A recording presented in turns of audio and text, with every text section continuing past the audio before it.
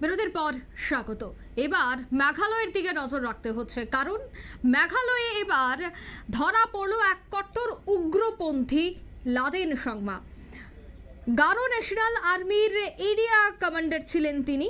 তবে 2012 সাল থেকে পুলিশের চোখে ধুলো দিয়ে প্রতিনিয়ত পালিয়ে বেড়াচ্ছিল এই কুখ্যাত কট্টর উগ্রপন্থী। তবে এবার অবশেষে কিন্তু পুলিশের জালে ধরা পড়ল উগ্রপন্থী লাদেন সাংমা।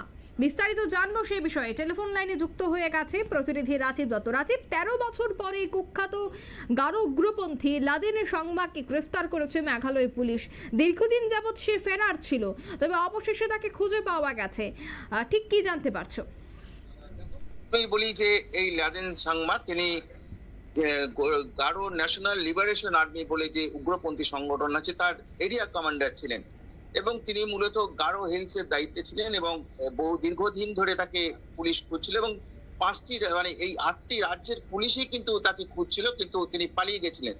2012 সাল থেকে তিনি ফেরার ছিলেন এবং 9 জুলাইতে এক স্কুল শিক্ষককে, যেটা দক্ষিণ গারো হিলস এর এক স্কুল শিক্ষককে, সেখানে তিনি মানে সকাল 10টা নাগাদ যখন স্কুলে ক্লাস চলছিল সেই সময় স্কুলের মধ্যে ঢুকে ছাত্রছাত্রীদের সামনে গুলি করে খুন করেছিলেন এই লাদেন সাংমা।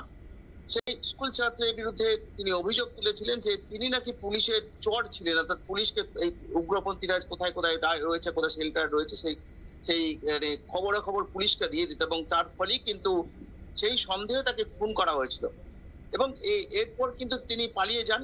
সেই খুনের মানে রীতিমতো চাঞ্চল্যকর, তোমরা নিশ্চয়ই জানো যে রীতিমতো চাঞ্চল্য ছড়িয়ে পড়েছিল, একটা প্রকাশ্য স্কুলের মধ্যে এভাবে নৃশংসভাবে খুন, সেটা মানে যথেষ্ট একটা মানে ছাত্রছাত্রীদের সামনে ঘটনাটা ঘটেছিল। এবং সেই সময় পালিয়ে যায় এবং পালিয়ে জানে যে প্রথমে বাংলাদেশ, পরে মায়ানমারে চলে যায়, কিন্তু তাকে ধরা যাচ্ছিল না।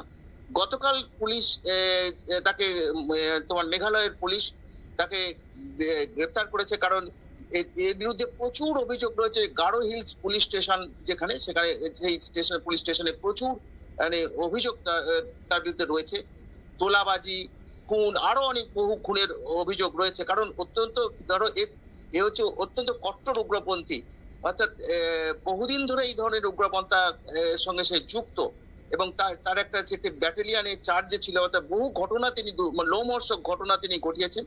তাই অত্যন্ত কট্টর এই উগ্রপন্থীকে মানে পাওয়ার জন্য বহু চেষ্টা করছিল এই 8 রাজ্যের পুলিশ। শেষমেশ লাদেন সাংমাকে গতকাল রাত্রি গ্রেপ্তার করেছে মেঘালয়ের পুলিশ এবং কেন্দ্রীয় গোয়েন্দা এজেন্সির সহযোগিতা নিয়ে। কারণ গতকাল তাকে খবর আসে যে নর্থ গারো অর্থাৎ উত্তর গারো পাহাড়ের এলাকায় একটি গোপন ডেরাতে সে রয়েছে। এই খবর আসা মাত্রই মেঘালয় পুলিশের একটা বিশাল বাহিনী রাত্রে সেই অঞ্চলটা ঘিরে ফেলে, এবং তারপরে কিন্তু কোনো গুলি বিনিময় ছাড়াই সে আত্মসমর্পণ করে, কারণ এখন তার যথেষ্ট বয়স হয়ে গেছে, যার ফলে সে পুলিশের কাছে, কারণ সে বুঝতে পেরেছে পুলিশ থেকে আর চলে যেতে পারবে না, কারণ তাকে যেভাবে পুলিশ ঘিরে ফেলেছে সে পালাতে পারবে না, অর্থাৎ সে আত্মসমর্পণ করে।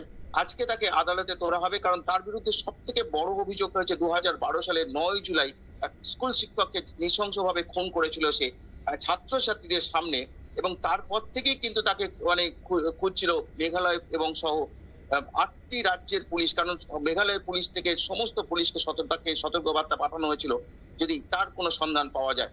তিনি দীর্ঘদিন প্রায় 13 বছর ফেরার ছিলেন, এবং 13 বছর পর তাকে গ্রেফতার করা সম্ভব হলো এই লাদেন সাংমাকে। তিনি মূলত মায়ানমারে থাকতেন, এবং কয়েকদিন আগেই যেটা জানা যাচ্ছে মায়ানমার থেকে কিন্তু নর্থ গারো পাহাড়ে এসে গোপন ডেরায় আশ্রয় নিয়েছিলেন। অঙ্কিতা, ধন্যবাদ। অর্থাৎ এই ন্যাশনাল আর্মি এরিয়া কমান্ডারকে এবার গ্রেফতার করা হয়েছে। 2012 সাল থেকেই তার খোঁজ চলছিল, তবে অবশেষে 2025 সাল, প্রায় দীর্ঘ 13টি বছর কেটে গেছে, তারপরে কিন্তু এবার মেঘালয় পুলিশের হাতে ধরা পড়ল এই ব্যক্তি। নিয়ে নিচে ছোট্ট একটি বিজ্ঞাপন বিরতি, সঙ্গে থাকুন।